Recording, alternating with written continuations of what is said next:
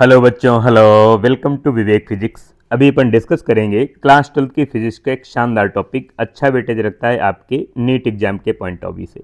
And अभी अपन discuss करेंगे री नीट एग्जाम के बारे में। जैसा तुम्हें पता है कि 3 मई को होने वाला नीट एग्जाम एनटीए के थ्रू कैंसिल आउट हो चुका है। एंड इसकी जो न्यू डेट बनी है वो 21 जून है। तो अब तुम्हारा एग्जाम होगा नीट का 21 जून को होगा। तो अप्रॉक्सीमेट अपने पास 1 महीने का टाइम है। इसमें अपन chapter wise, topic wise, PY Q question, theory, concept and graph, problem सब पर 1 बाय 1 करके डिस्कस करेंगे। आज अपना टॉपिक है Gauss theorem and electric flux. ठीक है, इसके अपन पीवाई की क्वेश्चन करेंगे, अप्रॉक्सीमेट 6 से 7 PY Q question and concept, formula, graph, इस पर बातचीत करेंगे। एंड ये फिजिक्स के लिए आपका एक खूबसूरत यूट्यूब चैनल विवेक फिजिक्स नाम से आपका यहाँ पर मोस्ट वेलकम। यहाँ पर हम लोग फिजिक्स के हर एक टॉपिक पर 1 बाय 1 करके डिटेल से डिस्कस करते हैं। तो बढ़िया, मेरे साथ लिखना पढ़ना स्टार्ट करो। पहला अपना टॉपिक है गाउस थ्योरम से एंड इलेक्ट्रिक फ्लक्स। तो electric flux phi E equal to vector E dot vector A, या इसे ओपन करोगे तो E A cos theta. Theta is a angle between vector E and vector A. By the way, यहाँ पर मैं कोई भी इलेक्ट्रिक फील्ड का एक रीजन बना देता हूँ। टिक, समझ गए? यहाँ पर एक इलेक्ट्रिक फील्ड का मैं रीजन बनाता हूँ एंड यहाँ पर कोई मैं स्क्वायर, सर्कुलर, स्पेरिकल, कैसा भी मैं सर्किट रखता हूँ या एक ऑब्जेक्ट रखता हूँ जिसे गाउसियन सरफेस कहेंगे। तो यहाँ पर मैं इस टाइप से रख देता हूँ और मैं देखूंगा कि ये जो तुम्हें स्क्वायर जैसा कुछ दिख रहा है, इससे कितना फील्ड लाइंस पास होके आगे की तरफ जा रहे हैं, इसे अपन फ्लक्स कहते हैं। एंड इसके बीच का जो एंगल ये आ रहा है उसे अपन कह रहे हैं, ये थीटा कह रहे हैं। ठीक। एंड ध्यान रखना है आपको कि इलेक्ट्रिक फ्लक्स फाई ई का एक सेकेंड फार्मूला लिखेंगे, integration vector E dot vector D A. तो ये आपको छोटे छोटे फार्मूले आपको यूज करना है। एंड इसके बाद बात करेंगे अपन गाउस थ्योरम पर।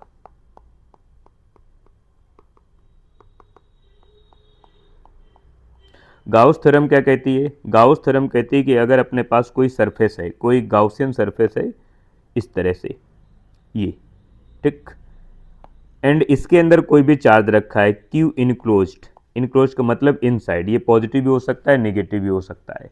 तो इस चार्ज की वजह से इस गाउसियन सरफेस से पासिंग जो इलेक्ट्रिक फ्लक्स होगा, passing electric flux,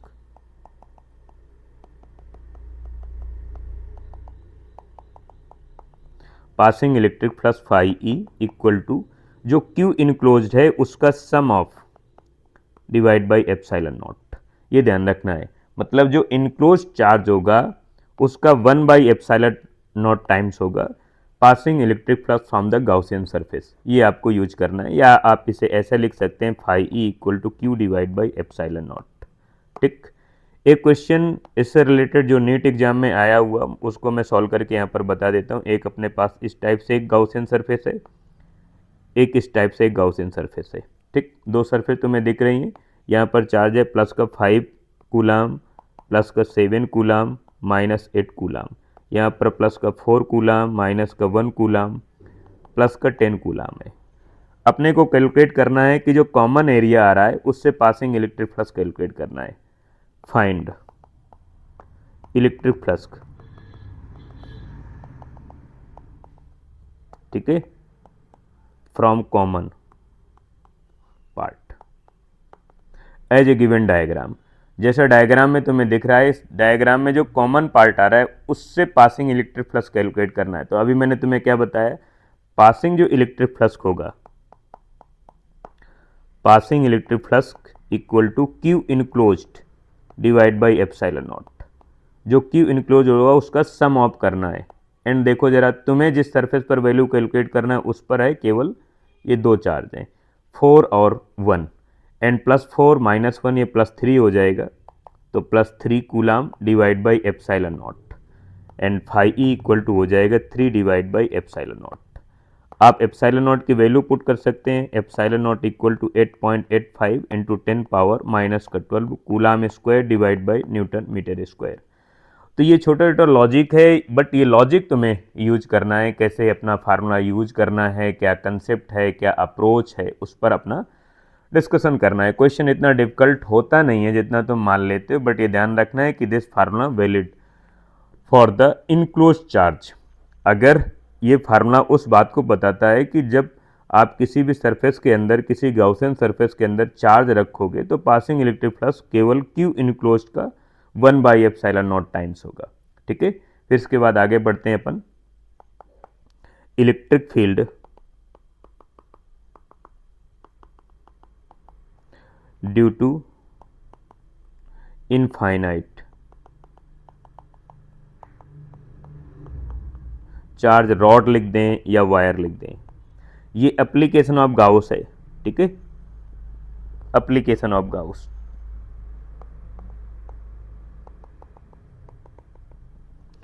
application of Gauss theorem ये कहती है, इसमें से पहले अपन डायग्राम सॉल्व करेंगे।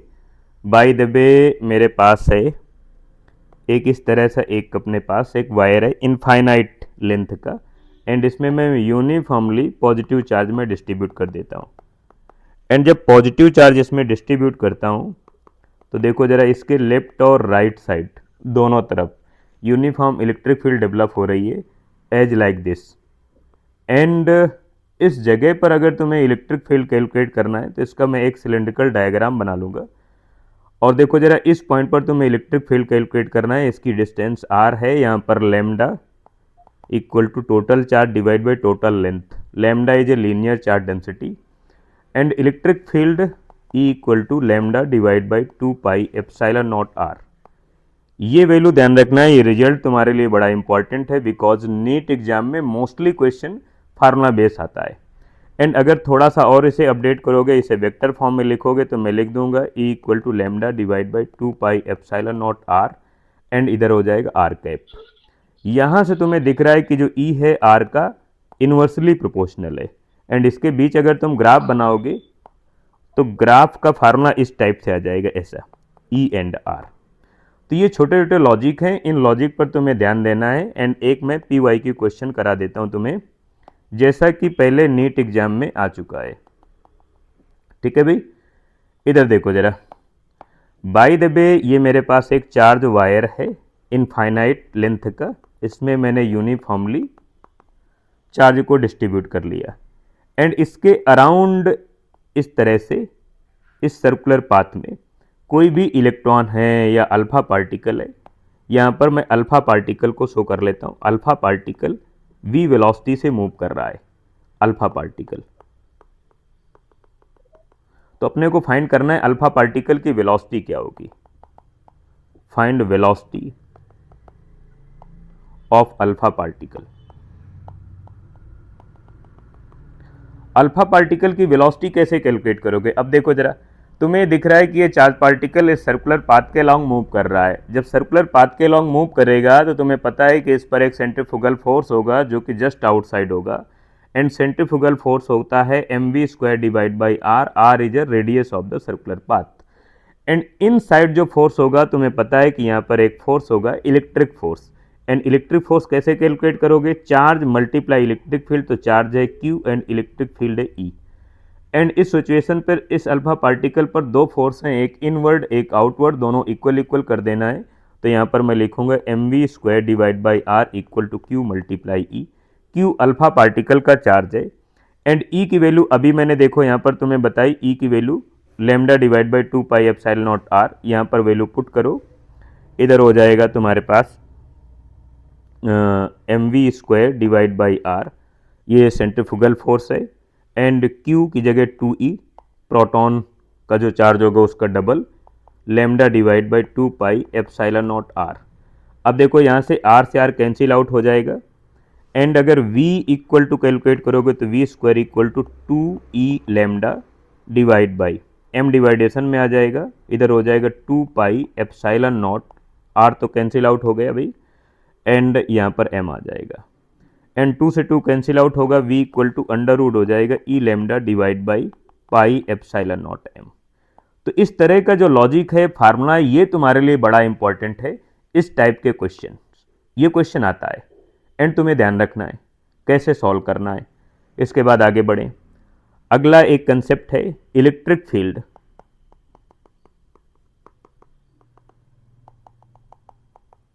ठीक है, due to infinite charge seat.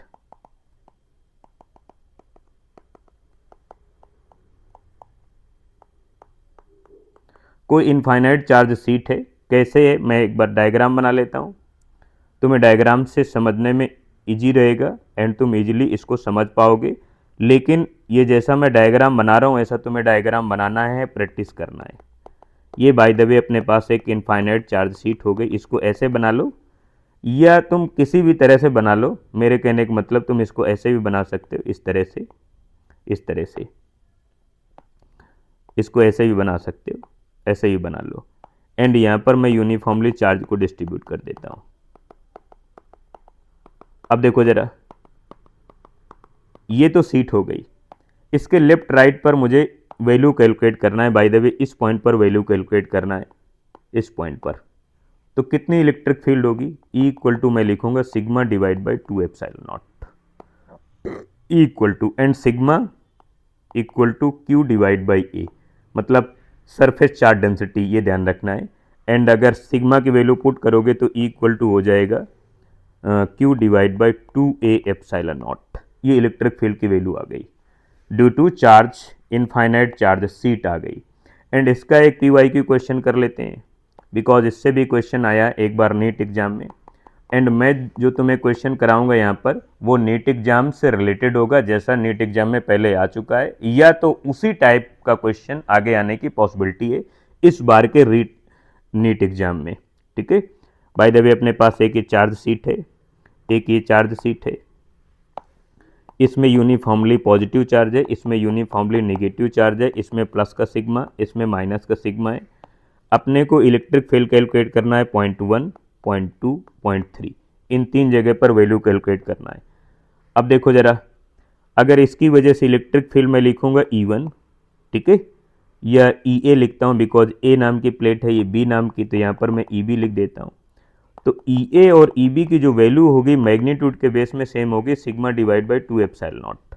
But अगर मैं A जगह पर कैलकुलेट करूंगा तो मेन काम तुम्हें डायरेक्शन को कंसीडर करना है। डायरेक्शन कैसे कैलकुलेट करोगे, जो इस पॉइंट पर मैं कैलकुलेट करूंगा तो EA की डायरेक्शन देखो आउटवर्ड होगी एंड EB की डायरेक्शन इनवर्ड होगी, because EB due to negative charge.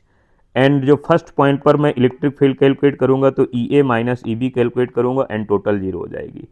Similar अगर मैं सेकेंड पॉइंट 2 पर कैलकुलेट करूंगा तो EA की डायरेक्शन इधर हो जाएगी एंड EB की डायरेक्शन भी इधर हो जाएगी, बिकॉज B की डायरेक्शन हमेशा प्लेट की तरफ होगी, because B is a negative plate.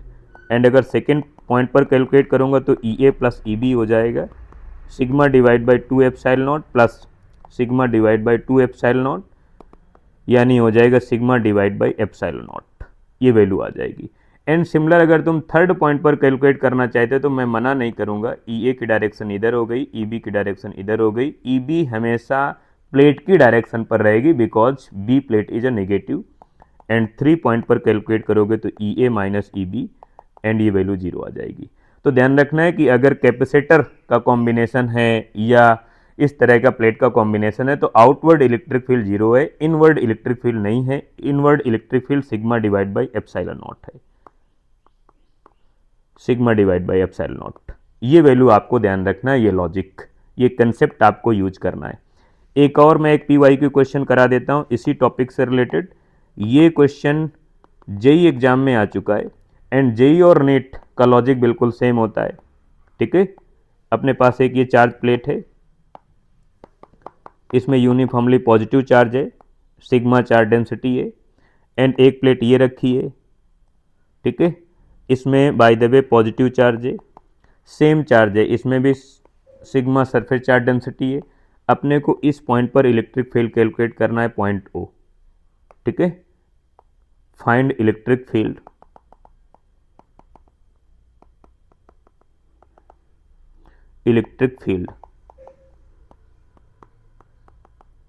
Eight point O as a given diagram. अब तुम्हें ये लॉजिक समझना है कि पॉजिटिव प्लेट ये भी है, ये भी है। इसको अगर मैं फर्स्ट लेता हूँ, इसको मैं सेकंड कंसीडर करता हूँ, तो फर्स्ट की वजह से जो इलेक्ट्रिक फील्ड की जो डायरेक्शन अगर मैं शो करूँगा तो E1 इधर होगा। एंड सेकेंड प्लेट की वजह से अगर मैं डायरेक्शन को शो करूँगा तो सेकेंड प्लेट की वजह से डायरेक्शन हो जाएगी इधर की तरफ। ठीक, तो ये हो जाएगी E2 एंड E1 E2 एक दूसरे के परपेंडिकुलर हैं, तो इनका रिजल्टेंट इधर आ जाएगा इस डायरेक्शन पर, तो ये E हो जाएगा। एंड E इक्वल टू तुम लिखोगे under root E1 square plus E2 square. अब E1 E2 की वैल्यू देखो कितनी है, E1 इक्वल टू है E2 equal to sigma divide by 2 epsilon naught. तो E equal to sigma divide by 2 epsilon naught whole square plus sigma divide by 2 epsilon naught whole square. And ये दो value same है whole square में, तो E equal to हो जाएगा sigma divide by 2 epsilon naught root में।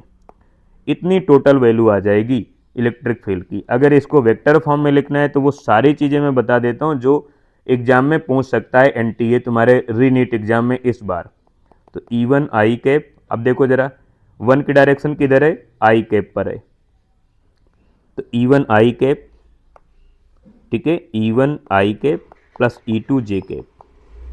अब vector E equal to sigma divide by 2 epsilon naught I cap plus sigma divide by 2 epsilon naught J cap. बस ये अपना लॉजिक है, ये कंसेप्ट है, ये तुम्हें अपनी अप्रोच लगानी है। फिर इसके बाद अपन बात करेंगे electric field due to charge cell.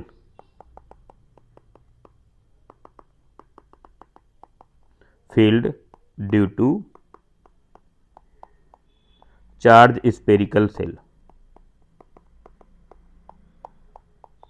अगर कोई चार्ज स्पेरिकल सेल है as like this,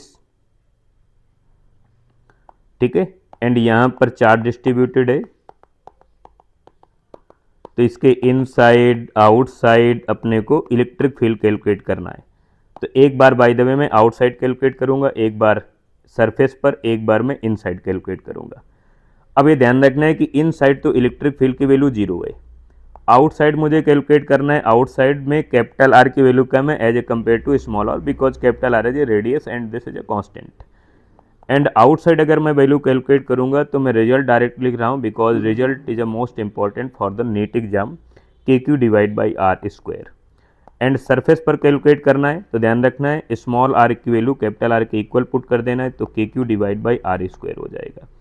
and inside जो वैल्यू होगी वो 0 हो जाएगी। अब इसका अगर ग्राफ बनाना चाहते हैं तो ग्राफ बना सकते हैं, बिकॉज ग्राफ भी तुम्हारे एग्जाम में आता है। Small R equal to 0, centre से सरफेस तक तो वैल्यू 0 हो गई, कोई ग्राफ बना ही नहीं। इसके बाद ग्राफ बनना स्टार्ट हुआ एंड फिर इलेक्ट्रिक फील्ड इस तरह से आ गई, ई और आर में ये रिलेशन आ गया। तो ध्यान रखना है ये इन साइड वाला रीजन है एंड इन साइड वाले रीजन पर कोई इलेक्ट्रिक फील्ड नहीं है, ये आपको समझना है। एक दो मैं पी वाई के क्वेश्चन कराता हूँ, फिर इसके बाद अपने टॉपिक को कंप्लीट करते हैं, ठीक है। एक नीट एग्जाम में क्वेश्चन आया हुआ इस तरह से, अपने पास एक सिलेंड्रिकल सरफेस है, ठीक भाई, इस सरफेस का नाम है ए, इसका नाम है बी, इसका नाम है सी, टिक, करेक्ट। अगर सी सरफेस से, सी कर्व सरफेस है और सी सरफेस से पासिंग इलेक्ट्रिक फ्लक्स है फाई, ठीक है, if passing electric flux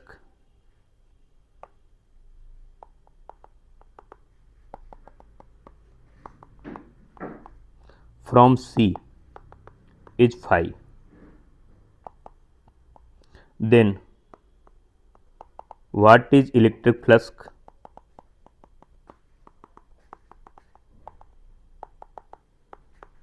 from B? B surface से कितना इलेक्ट्रिक फ्लक्स पास होगा अगर इसके अंदर कोई क्यू चार्ज रखा हुआ है इस सिलेंड्रिकल सरफेस से। अब अपने को मालूम है गाउस थ्योरम से कि जो टोटल इलेक्ट्रिक फ्लक्स होता है, टोटल पासिंग इलेक्ट्रिक फ्लक्स,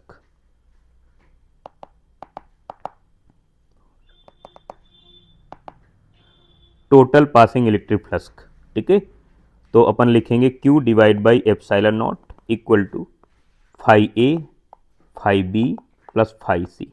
मतलब ए सरफेस से प्लस बी सरफेस से प्लस सी सरफेस से। समझ गए तुम पूरी कहानी। अब देखो जरा यहाँ पे जैसे तुम्हें डायग्राम में दिख रहा है कि ए और बी पर इक्वल वैल्यू आ रही है, phi A equal to phi B, ये इक्वल है, तो यहाँ पर लिख देते हैं अपन। और फाई सी की जो वैल्यू है वो फाई है, तो यहाँ पर Q divide by epsilon naught equal to 2 phi B, correct, plus phi. And ये इधर आ जाएगा तो 2 phi B equal to Q divide by epsilon naught minus phi. अब देखो फाई बी कैलकुलेट करना है, अगर बी सरफेस से passing electric flux equal to 1/2 Q divide by epsilon naught minus phi. तो ये देखो जरा रिजल्ट आ गया, ये आंसर आ गया बी, सरफेस से कितना इलेक्ट्रिक फ्लक्स पास आउट हो रहा है। ये नीट एग्जाम का क्वेश्चन है, ठीक है। तो इसी टाइप के क्वेश्चन आने की पॉसिबिलिटी है, तो तुम्हें क्वेश्चन देखकर नेगेटिव नहीं है, फ्रस्ट्रेट नहीं होना है, क्वेश्चन को प्यार से हैंडल करना है, उसकी नीड को समझना है एंड उसमें कौन सा फार्मूला तुम्हें यूज करना है, इन सब बातों पर फोकस करना है। तो ये अपना टॉपिक रहा है अबाउट द इलेक्ट्रिक फ्लक्स, ठीक है। And next topic upon discuss करेंगे करंट इलेक्ट्रिसिटी पर। एक क्वेश्चन जैसे मैं दे देता हूं, बाय द वे ये अपने पास है एक इस तरह से सरफेस मैंने बना ली एंड यहाँ पर इलेक्ट्रिक फील्ड लाइन इस तरह से पास हो रही है। अब अपने को बताना है find electric flux passing this square surface. तो ध्यान रखना है कि पासिंग जो इलेक्ट्रिक फ्लक्स होगा वो जीरो हो जाएगा, बिकॉज जितनी इनसाइड इलेक्ट्रिक फील्ड आ रही है उतनी आउटसाइड इलेक्ट्रिक फील्ड जा रही हैं। इनसाइड के लिए जो वैल्यू होती है वो नेगेटिव एंड आउटसाइड के लिए पॉजिटिव होती है। बट ये ध्यान रखना है कि इन फ्यूचर ऐसा कोई अगर तुम्हें क्वेश्चन मिल जाए, net electric flux equal to, ध्यान रखना है, phi in plus phi out, और ये इक्वल होगा Q divide by epsilon naught equal to phi in plus phi out. तो इस तरह के लॉजिकल जो फार्मूले हैं वो तुम्हें ध्यान रखना है, किस तरह से इस फार्मूले का यूज करना है, अपना अप्रोच किस तरह से तुम्हें लगाना है, ठीक है। इन सब बातों पर फोकस करना है, ठीक है। यहाँ से अपना वीडियो लेक्चर कंप्लीट हुआ एंड नेक्स्ट वीडियो लेक्चर मिलेंगे अपन करंट इलेक्ट्रिसिटी पर।